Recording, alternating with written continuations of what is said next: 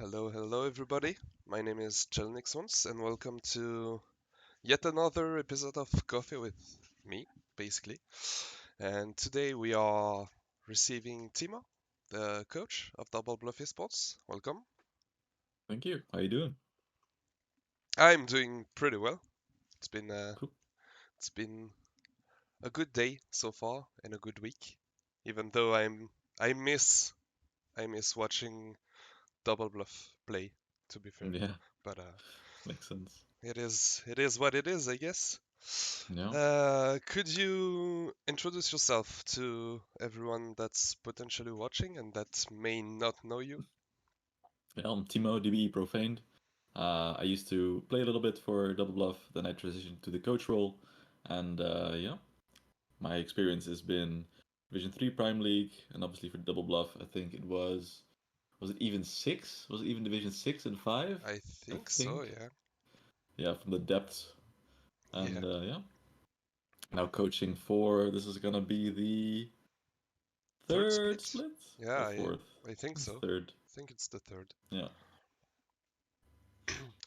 So yeah, when did you start playing the game? Like when did you discover the game and how did you fell in love with it, basically? Yeah, well, it was 2013, so season 3. It was right after the Soundra release. Two of my friends started playing it when everyone else was still just playing Minecraft from the friend group. We were kind of getting bored with it, so they were like, "Oh no, you should play it." Okay, then we give it a few tries. Like, "Oh, we'll play it now because you want it so bad." And after a few times, we just all started playing it, like the whole Minecraft group, I would say. Um, and from there, yeah, we started playing with, instead of all 5-man stacks, we would play like two duos and whatever. And it was just a lot of fun playing like duo top with Fizz Darius, I remember. Oi, oi, And oi. yeah, we just hated people juggling because it would be annoying. And then, yeah, whole Okay. fiesta. And when did you manage to escape the Fiesta slumps? And when did you get um, semi-high elo? um, I don't remember. I think I started like I kind of went as soon as I started playing ranked. I just went up like a league every season. So I went from whenever I wanted to climb, I went from bronze 4 to silver 2 to gold somewhat somewhere, and then to plat, and then I may have coasted one season in plat, and then I went to diamond, and then masters up and down like D1 master, D1 master, fiesta. So yeah, Yeah, and it's basically back to the slumps where everyone does what they want. yeah, Masters kinda feels like that sometimes, yeah, from for what I have sure. heard. Yeah, way too many Warwick top players. Yeah, that's disease. After that, how long did it take you to discover esports, specifically of League of Legends, but of other scenes as well? Actual esports, like probably season 4, I wasn't too interested back then. Hmm. Season 5, I went to a like watch party in a cinema for the World Championship finals. And then Civ HD came on stage, and I was asked on stage to ask a question and stuff. It was, but yeah, that's kind of when I started watching it. But after that season, I took a break again, and then like around season uh between 8 and 9, I'm not sure which one, I started watching more and more, and then from season 10 onward, I just started watching all the LEC games and obviously all the world games. Okay. And then afterwards, you started playing in Prime League, or was it before that? No, no, I watched before I started playing. I think I can actually check on the Prime League site when I started. At least I should be able to check. I think it was 2020. Okay. So that's season 10. And then we just made a dumb team group. Like we had like a Masters AD carry, Rengar one trick top lane, me mid, friend of mine who's good at jungle, and then just the best guy out of that friend group who was Plat as support. So yeah, we just had like a lot of cheese picks because we were had like a few people that were smart about the game. Um, so we kind of knew how to cheese wins. We had like all silly combos, and yeah, that brought us all the way to Division 3. And our scrims were like a weekly flex game. Like that's all we did, and then we would just win. Like we had more success in the Prime League than in the flex games. Like we lost a lot. It was really goofy. But yeah, Yeah, it that's was 2010. yeah, that's 2010, yeah, season 10. 2020. Yeah. Yeah. Okay, and when did you swap to coaching? Like, what was the breaking point for you? So I kind of wanted to take a backseat because of the I didn't want to. I don't like solo queue, and Hmm. especially not as a jungle. So I stepped in to fill jungle for DBE after support because we couldn't find a good jungle. It was like fine for me in team play, but it was horrible for me in solo queue. I did not enjoy it. So I was already like, okay, I'm gonna take a backseat. You guys can find another jungle that hopefully fits better. Um, and I'll just go for the substitute position. And then the coach left. He didn't have the time anymore. And then the team was looking for a coach, and we also struggled to find that a little bit. And then the ex-coach Storm and Didi were like, "Hey, can't you do it? You're pretty smart about the game." And then we tried it out, and now we're here. Okay, and what's the influence of being a former player in the team? Like, what's the influence in the drafts? You know what I mean? Like being a Yeah, player before, how does that influence your drafts and your schedule in general? yeah. Well, it's in a few ways. In the knowledge way, it's I know a good amount of matchups and how things will play out, and what the enemy champs do in certain situations, what they like to do. Because I played like a ton of champs because I played like all roles. Um, and like the former player thing aspect, like the actual competitive player, is usually I give people like the chance if they're like, okay, I really want to play this champ here because I think it's good, and sometimes they can't articulate particularly well why it's good. I can give it a chance because whenever people are adamant about playing a certain champ, like as a player, I know that you see something that you can exploit and win the game. So whenever something is like out of place in my head, but I they really want to play something, I just give them a chance because I know from like as a player, they know that they can maximize that champion's power there, or they're just really good at it and they can get away with it. And I think that's really what you could see from the draft sometimes, when it's just like, oh, there's not the best in slot, but that's usually then the player wants to play that, and yeah, Yeah, the go from classic there. Azir situation last split. Yeah, for sure. Yeah. That really describes it. Do you think it's really important to be at a somewhat competitive rank to coach properly a team? Or is it something that you find completely irrelevant? Because I know that both opinions are on the scene. What's yours on that point? I think it depends on who you are, and also what you do. If you're like strictly going for macro and that's what you focus on, I don't think you need to be high rank. You just need to watch a lot of league, and you need to know what's in the game, what's strong, what moves, what's even viable to move, like in terms of roaming. So Hmm. you don't, if you like more of that style, then you would need to, you wouldn't need to be high rank. But if you're more going in depth of like, hey, this champion is strong enough, you guys should play this and this champ, then you need to for sure be able to play it at like a decent rank to where you know how strong the champs will be. Um, and whatever that rank will be is gonna depend on how much you play in that rank. So you could be like 5 games in low masters could be representative of like a few matchups you know he can beat because of the kill threat, like the 100-0, like in top lane maybe, or the sustain. But if you would do it in plat, you're gonna get much more people that mess up on their matchups, and you probably need a lot more games. But you could also just be better in whilst playing in plat, and then you're just gonna get away with everything. I think that's why it's important. If you want to know the champion strengths, you definitely need to be like on a competitive level, semi-competitive level, where you can just tell properly instead of just rolling everyone, getting away with everything, and it's like, oh, this item build is really good, but meanwhile it's not really good.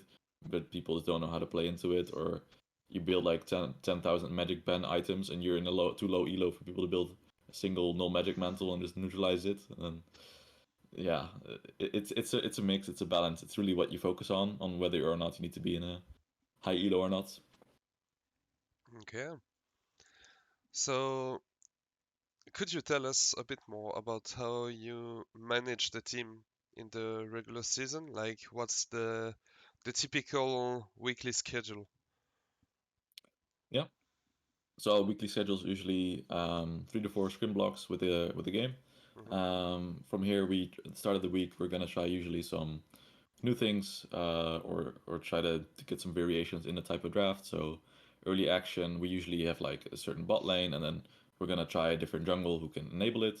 So maybe we try J4 a little bit. We try a Sejuani with some maniac ganks or something like that. And then later we're gonna try the other way around, where we already established the J4 being good, and then we might throw in like a Kaisa instead of the Zaya. That's kind of what we're going with. So it's still like the same macro um, that we're used to, like a few different styles, but we're gonna swap the champions around. And then at the end of the week, like the last scrim of the week before the prime game, we're just gonna lock in. Hey, these are the champions we're gonna play. Um, this style for this style, or maybe we're just gonna lock in on a style, depending on the scouting, and then we're just gonna rotate that depending on what we think we're gonna need. So yeah, you're gonna. It's kind of like the 2 to 3 scrims. It's just pure improvement, and then the last one is locking it in, getting the hang of things, and then if it doesn't work by then, we can just go to the default style, which is gonna depend per iteration or per few weeks. But yeah. Okay, so that's for the regular season. Hmm. But now we are in a weird period. Like we are in the off season. Hmm. We announced already that Becoming and Soje won't be part of the team anymore Yep. for the next split. So how do you work out finding new players, trying to fit them into the team, and finding basically the best in slot players? Yeah. Well, basically, we're looking for a few things for qualities from the players that we don't have in our current roster, Hmm. or we need to like complement the current strengths we have, and we're kind of looking to see what fits, like a general in the mid. Um, yeah, we're just really trying to do like see what fits for with the team and people that the team want to play with, personality wise. It's not too restrictive, but definitely like because we play different styles, we can play slow, we can play fast, we can play poke, we can play engage. Everyone can play engage, in my opinion. Um, but yeah, that's kind of what we're looking for. We're looking for the most adaptable, versatile players, whilst also having a um, good amount of skill on like individually. And then obviously the communication aspect, because it's jungle and mid, also needs to be there. So it's like a big list of things that need to be checked. Um, but as Didi says, we're always looking for the unicorn. That's true. So yeah, That's very true, and somehow he always managed to find it. yeah, Like I have no clue how this man does it, but he's good at it. for sure. But yeah, losing mid jungle, you lose a big part of the early mid game communication Yep. in the team.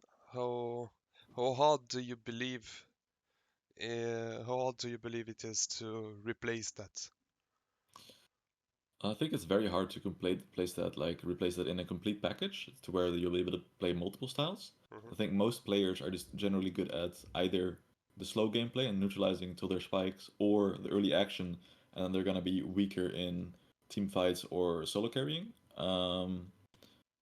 And then also matching that together, jungle mid that want to do similar things, understand each other is like very hard.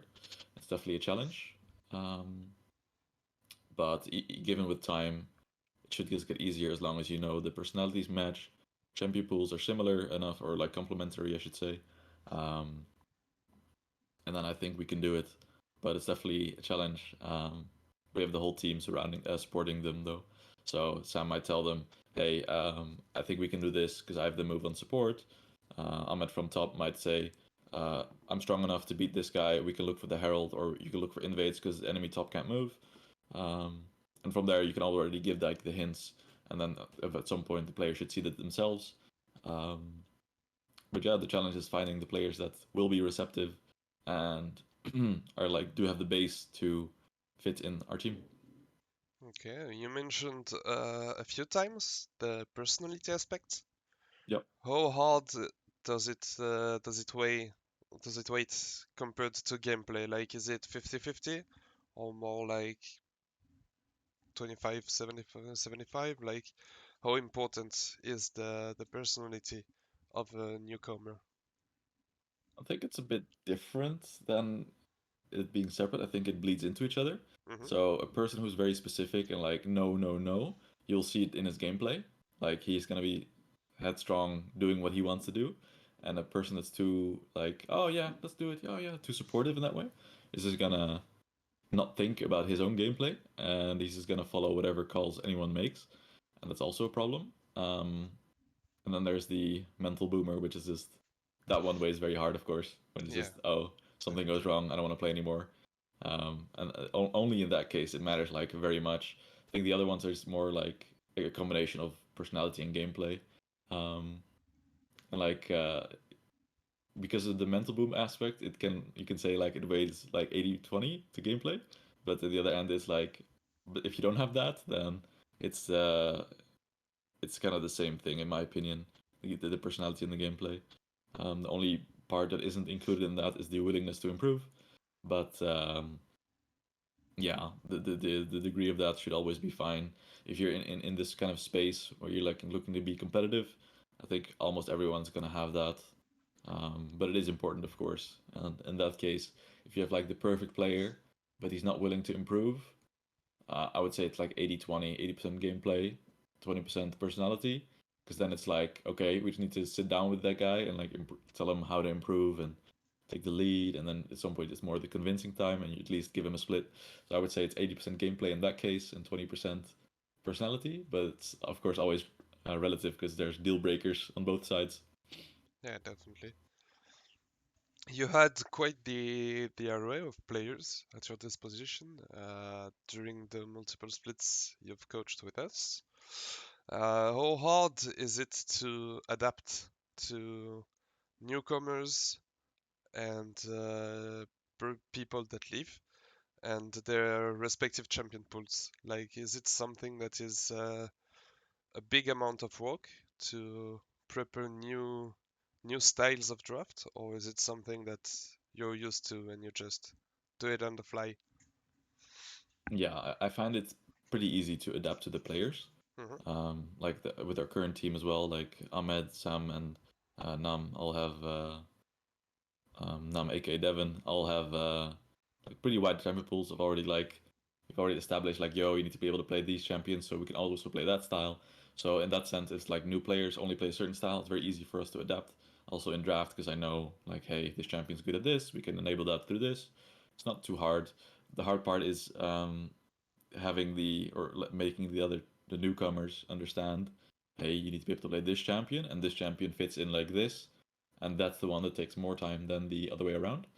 Um, and yeah, that can be hard, but through like a split, you're at least gonna have some styles extra. You're gonna have them be able to play some champions, and then the question is, do they play them well enough, and do they pick them up fast enough? And that's the hard part because I have like limited influence on how fast people pick up champions, and I can help them. I can try to help them understand, but some people are like more reluctant to ask, like, "Oh, should I do it like this?" And they're more expect to be told. But other people are like, "Oh, can you look at me? Can you help me? Can we look at this game together? Should I do this, this, this?" And it's like really, yeah, it really depends on how easy they pick it up, and that's definitely always the challenge because you can't know ahead of time. Yeah, definitely. And, speaking about introducing new champions in someone's champion pool, how decisive is solo queue rank, solo queue consistency in your decisions of picking up a player or not? Mm, I I mean, think not it's I wouldn't say picking it up, but trying him out. yeah, I think it's more on Didi's end because I kind Hmm. of care less. What I care more about, like if you're high elo and I can see you're playing limited champions, then I would hope you'll be able to pick up more champions in like a lower elo. I think that's kind of how we look at it. But if you play like a lot of champions, you're like a bit lower rank. I can also see that as a positive, because then you're just very flexible. So it's kind of a balance of both. But to me, I value the bigger champion pool more than the high elo, like three champions in like the pool type players. So that's kind of how I look at it. So I definitely, um, I think like flexibility is more important than rank, if that makes sense. Okay. And I know that the players have a solo queue requirement Yeah. in each week, I believe. Yep. Is it something that is really extremely important in your eyes, or is it more like to tell them play the game and learn the champions? Yeah, it's more play the game and learn the champions. Like it doesn't matter if you skip a week, if that makes sense, and then play extra the next week. It's not really an issue. It's more if you don't play solo queue enough, you might miss out on some matchups. You might not be good enough on them, and obviously you should pick up some new champions. Because if you're only gonna play scrims, you're never gonna like your team play will improve, but you're never gonna pick up something new as fast as you would if you would also play solo queue. But like as experience myself, it's like the degree you learn in a scrim versus the degree you learn in solo queue feels like then solo queue start feels like a really bad time investment. That's kind of why we have to like give them some solo queue homework, if that makes sense. Um, and especially like on learning new champions, we really need to play them in solo queue so you don't waste the other teammates' time if you first time them in a scrim. And that's mostly the most important part of the solo queue requirement. Okay, and yeah, we have a lot of champions nowadays in League of Legends, Yeah. and new ones consistently come to the front of the scene. How hard is it to adapt to newer, more stronger champions, if that makes sense? Like we've seen Milio is pretty strong at the moment. Yep. How hard is it to make your players pick it up before other teams maybe pick that up and adapt to the champion, learn to play against, etc. I don't think it's very hard. I think all the players are always very um, hungry for like the next champion. Hmm. I think like Sante came out, Ahmed's immediately on top of it. Like picks it up super fast. Emilio came out. I think Sam's already played him a good amount. We've even picked him in scrims and looked good. So I don't think it's hard at all. It's more about finding the spots and helping having the team know how it works. So usually it's like top like let's take Sante. Ahmed immediately knows how to play against them, and then the issue is Nam might not know that he can't stand next to a wall when Kisante is engaging on him, and that could be an issue. I think that's like the harder part. It's not playing it ourselves; it's playing, not learning how to play with it and against it. It's like the hard part. But yeah, I'm not worried overall on picking up new champions or playing against them. Okay. And so far, as you said, you've been with DBE like for basically since the start, Yep. basically. If you had to pick one moment of the journey, what would be your favorite one? Hmm. Yeah. Then I. It's actually kind of weird, maybe, but that's the very start. Okay. Um, the in-houses, like to get the initial roster, I think that was super fun because you were like playing with 10 people, like I guess 9 other people every game that could be your teammates. And then you like everyone you have to give feedback and everyone they're trying to fit everyone together and then it feels good if you get picked and I think that was like a really fun process and yeah, I think that's like the highlight for me because it's just so fun. Okay. And is coaching something that you would see yourself doing in the further future, or is it something that you picked up on the side and you don't really see yourself making a career out of it? It's kind of in between. It's kind of like I would like to keep doing it as long as it doesn't interfere with my career, if that makes sense. Hmm. So if I like, have a job that and it fits to the side, we get the time slots, then it's totally fine. But if it's like I come home and I instantly have to do that and then go to bed, then it's a bit rough, especially if it's like unpaid. Yeah, Unpaid. definitely. If it's paid, of course, it becomes a lot more attractive, like as a side hustle, I should say, I guess. Yeah. Um, but yeah, I definitely enjoy it, so I would like to keep doing it for sure in the future. It's really, I'm not sure where my life's gonna go, but it's definitely fun for now. I'm not tired of it yet, and yeah, it's fun. Okay. I I don't think I have much more to ask. We went through all of the things I prepared. So do you have maybe something that you want to say to people watching us, to people wanting to become coaches maybe, or become semi-professional players? Yeah, Anything? yeah. I think if people want like tips or encouragement, I would just really say find your style and then just try out for teams and maybe even create your own team if you have like a big group of friends and really solidify your style, like make sure you can accentuate your strengths and yeah, just try your best and just try it out. Like if you give enough teams a shot, like you're gonna find something you like and it's gonna be fun or it's gonna be your career. I don't think it's people have like the general experience of it being not unfun or too hard on people. I think it generally is always fun, and if it doesn't work out, it doesn't work out. I don't think it's very toxic or anything. I don't think people should be as intimidated as they sometimes are to start with the competitive scene.